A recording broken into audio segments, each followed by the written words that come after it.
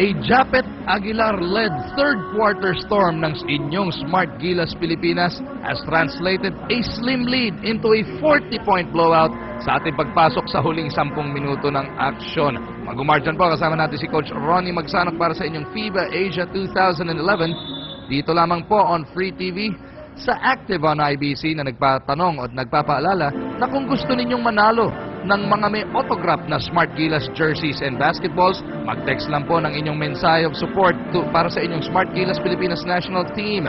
Just text Gilas space message/name over to 2346. Available to all Smart, Globe, and Sun Cellular subscribers. Visit www.interactive.ph/FIBA Asia to support your national team.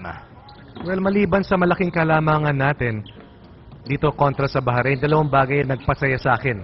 Una, yung peak form ni J.D. Casio. Of course, pangalawa is yung performance ni Japet Aguilar. Mga bagay na kakailanganin natin in the next few games, lalong-lalo na doon sa second round na kung saan posible natin makaharap Japan, makakabangga ang Syria, at iba pang kupunan kung tayo ay makakatawid hanggang doon sa quarterfinals. Given the fact na 10 na lamang ang natitira sa ating active roster.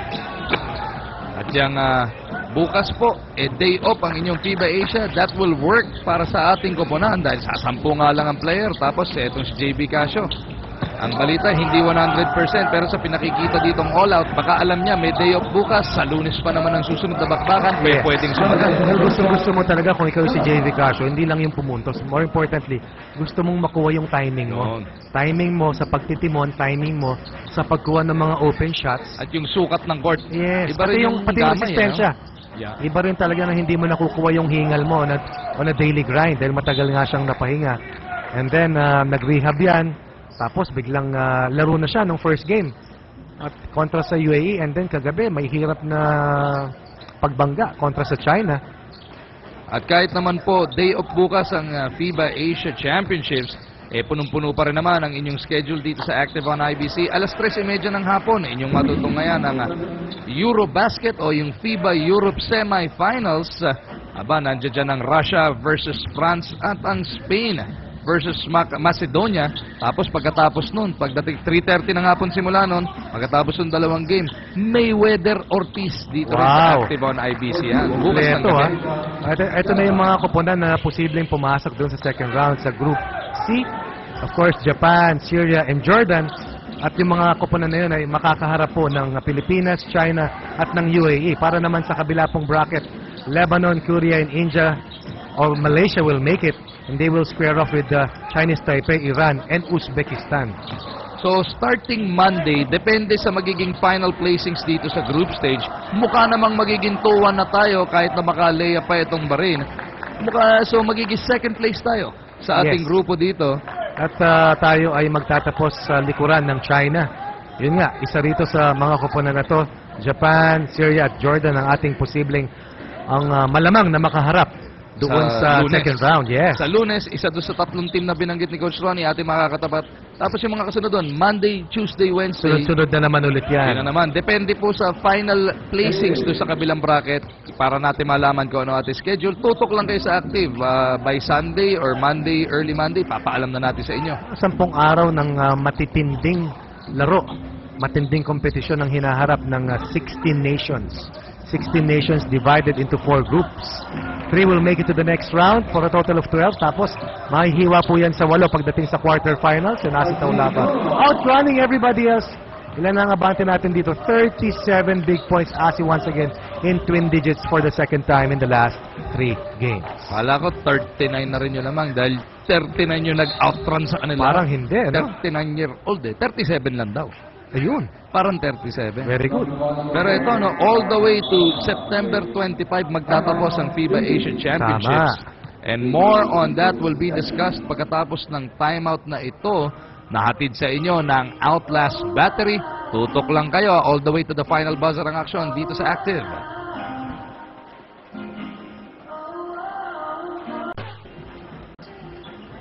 So sa sobrang ganda ng third quarter of action na pinakita ng ating Smart Gilas Pilipinas, medyo lumalaylay ng kapraso, nagre-relax ng konti dito sa fourth quarter, kaya napatawag ng timeout doon si Coach Raiko Torman.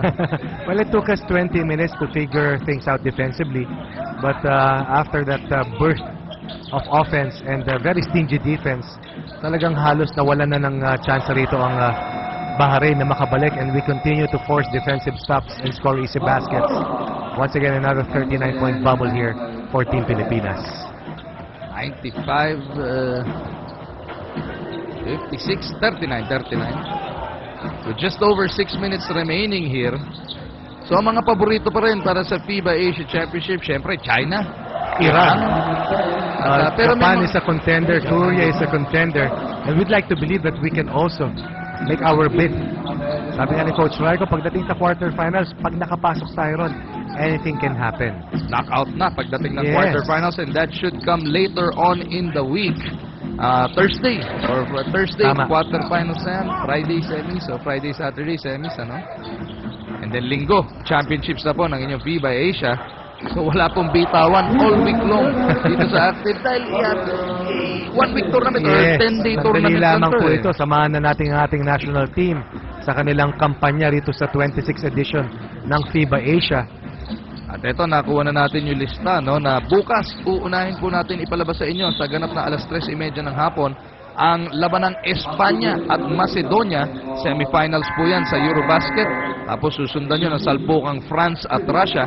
Yung mga lulusot dyan, pasok na sa Olympics dahil 2 slots ang automatic sa Para Euro. sa kanila. Parang sa FIBA America, yung nasa medal game, 2 rin ang pasok. Sa atin dito sa FIBA Asia, 1 lang, Kung gold kaya medal lang. yan ang masikip na daan patungo sa Olympiada sa 2012 London Olympics. Ang magkakampiyon lamang ang makakarating sa Olympics. Pero yung number 2 at number 3, yung silver bronze naman dito sa FIBA May Asia, chance ka pa. makakasali sa Olympic Pero mahirap na qualifiers. qualifying yun. Pero ang kalaban mo doon, yung 3, 4, 5, 6 ng Europe at yung 3, 4, 5 ng Amerika at yung 2, 3 din ng Africa. Mabibigat. Ito na ang pinaka masasabi mong simpleng daan. Yan. Subalit masalimuot din at sobrang daming Simpleng balakid. matuwid na daan. Yes. Oy, and finally, dito sa FIBA Asia for 2011, nakabasag na tayo na century mark.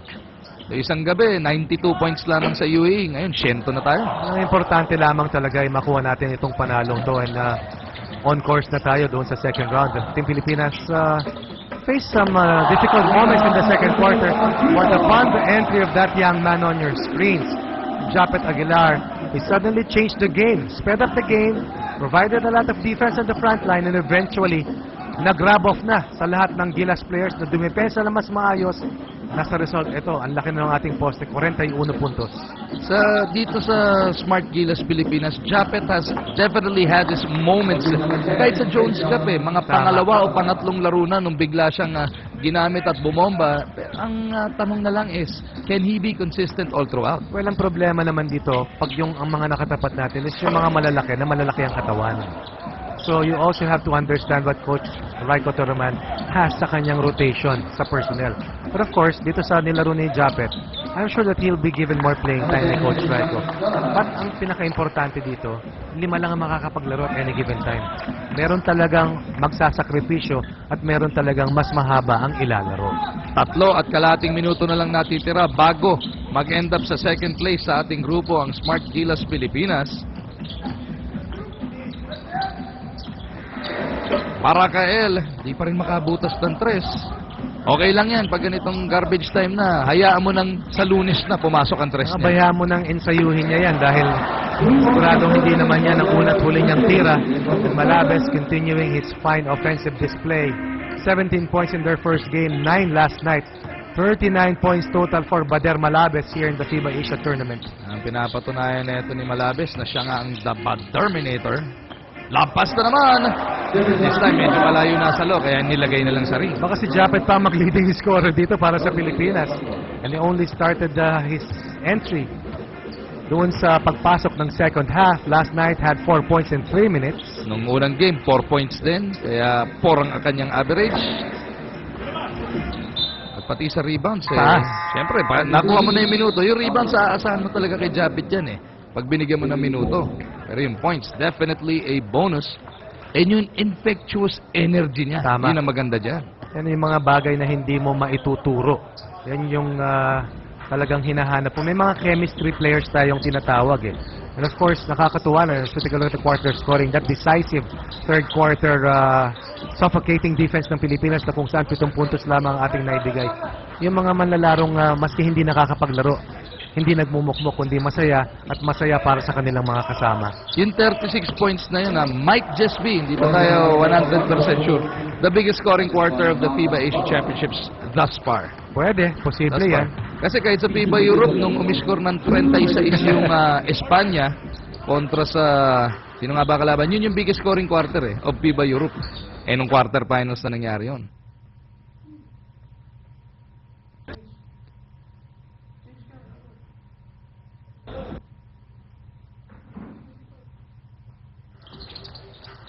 So it's 106-68. Finally, a jumper from Makmak Barakael. And lampas kota na rin ito si Makmak. Siya nga lang yung second player in double figures. Itong si Marcus Douthit, ang leading scorer ng Pilipinas, averaging 15 points per game. Itong si Makmak coming into today, 10.5.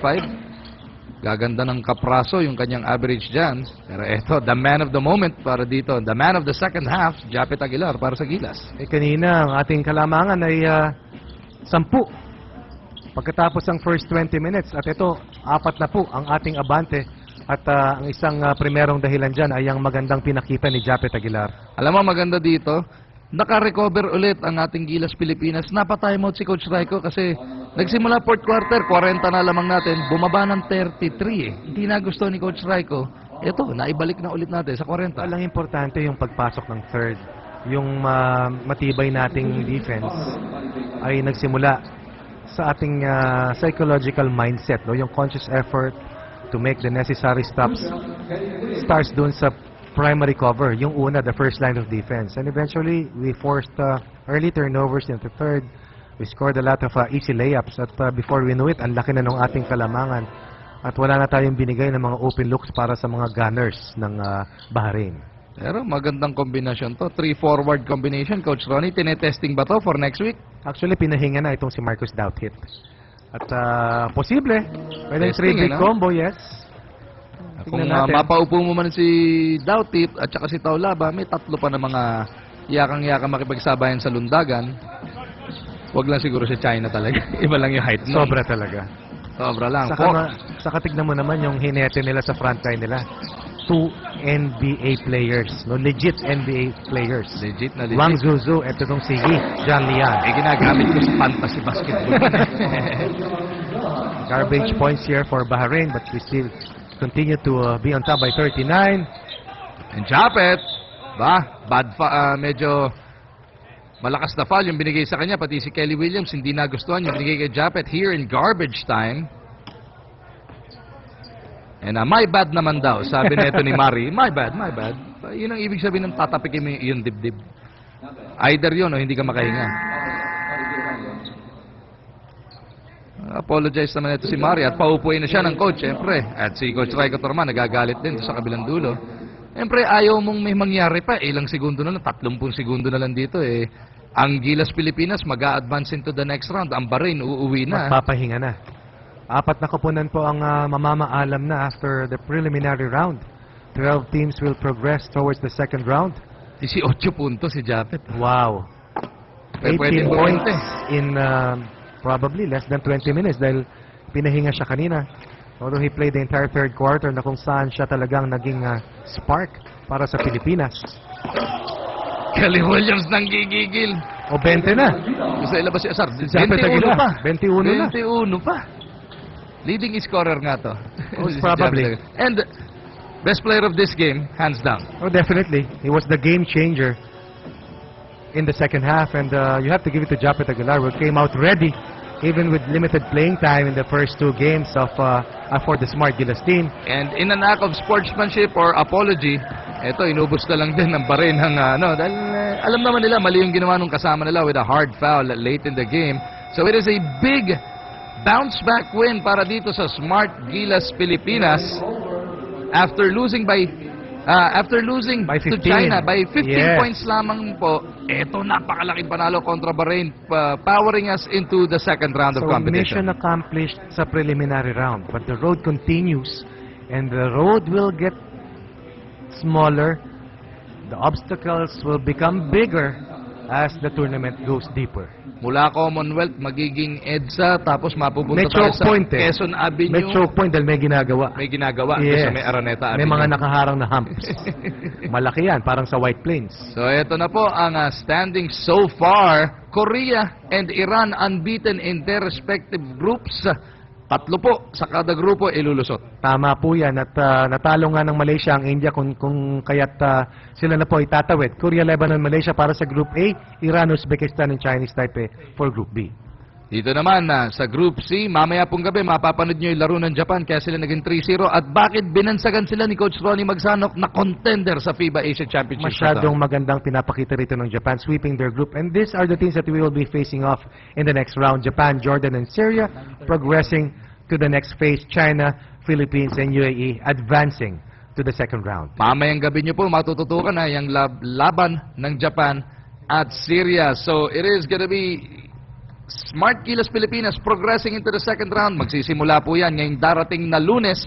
Pero bukas po, FIBA Europe at Mayweather Ortiz muna ang inyong mapapanood dito sa Active on IBC sa ngalan ni Coach Ronnie Magsanok at ng napakagandang lalaking si Nick Earnshaw. Mag-umargin po, nagpapasalamat sa inyong panonood at tutok lang kayo for more of FIBA action dito lang sa Active on IBC.